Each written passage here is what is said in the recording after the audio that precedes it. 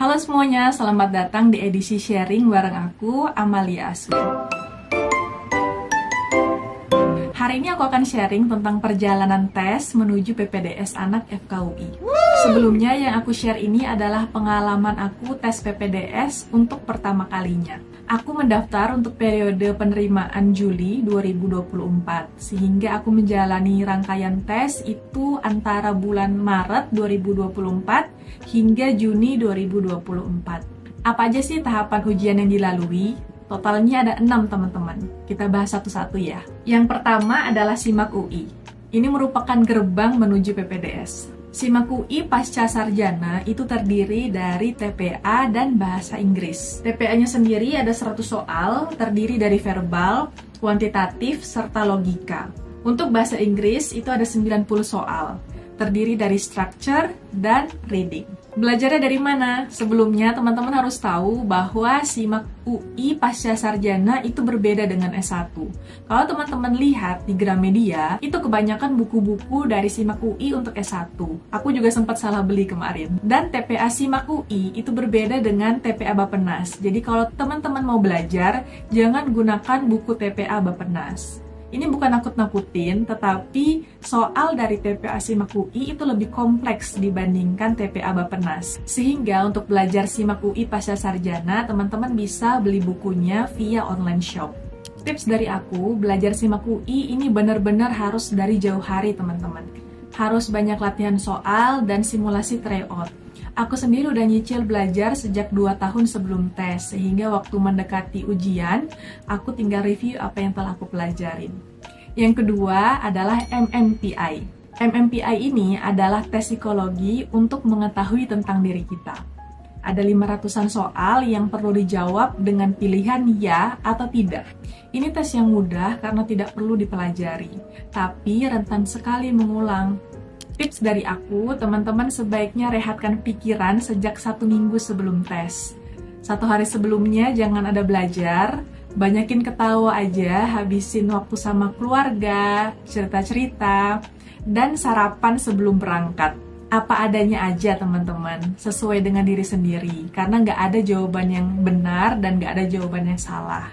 Karena hasilnya itu bisa nggak valid kalau kita berbohong. Sehingga mengerjakannya jangan terlalu terburu-buru, tapi juga nggak perlu dipikirin banget. Yang ketiga adalah wawancara psikiatri. Setelah MMPI, nanti kita akan dijadwalkan untuk wawancara dengan dokter spesialis jiwa atau dokter psikiatri di RSCM. Mungkin sifatnya mengkonfirmasi atas hasil MMPI yang sudah ada. Yang ditanyakan adalah tentang pengalaman diri kita. Pengalaman waktu sekolah, waktu bekerja, segala pengalaman yang kita alami secara personal. Yang keempat adalah ujian tulis prodi. Mulai dari ujian keempat ini sudah diselenggarakan oleh Departemen Ilmu Kesehatan Anak. Ujian tulisnya tentang materi anak. Ada sekitar 70 soal pilihan ganda dalam bahasa Inggris yang nantinya dikasih beserta kertas jawaban untuk kita menyilang. Belajarnya dari mana? Mungkin teman-teman yang sudah mendalami ilmu kesehatan anak udah tahu tentang buku pedoman pelayanan medis IDAI, kemudian panduan praktik klinis, konsensus yang bisa kita cari sendiri di website. Dan untuk teori bisa dari Nelson, buku ajar, serta jurnal-jurnal terkait. Pelajari yang perlu didalami di setiap divisi. Contohnya neurologi anak. Berarti teman-teman perlu mendalami tentang kejang demam serta meningitis pada anak. Kuncinya adalah banyak-banyak latihan soal.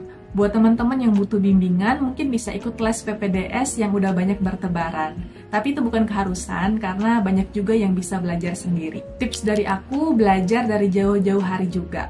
Untuk ujian tulis ini, aku sudah mempersiapkan sejak 1 tahun sebelum tes, sehingga ketika mendekati hari ujian, aku tinggal review. Kelima, OSCE.